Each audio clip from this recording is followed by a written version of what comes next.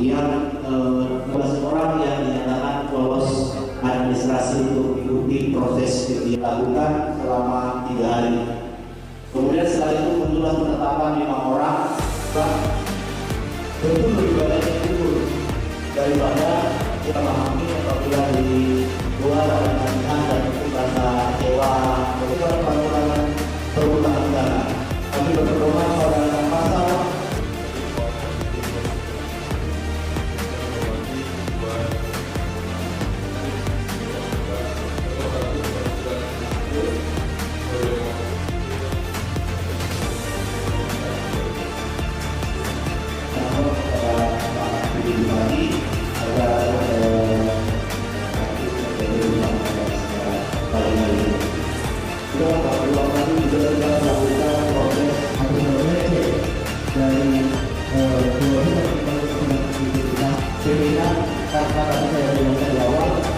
lebih banyak teman-teman yang belum lagi ini melakukan pelantikan terhadap jajaran PPK untuk penyelenggaraan pemilu di Kabupaten Aceh Singkil.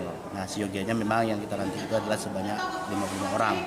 Tapi hari ini kita lantik 50 orang.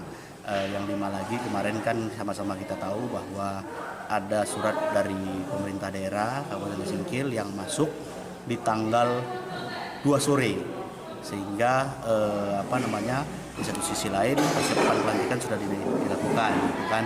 Nah, terhadap hal tersebut, sehingga untuk yang 5 orang itu nanti kami menunggu hasil koordinasi terakhir yang kami rencanakan hari ini.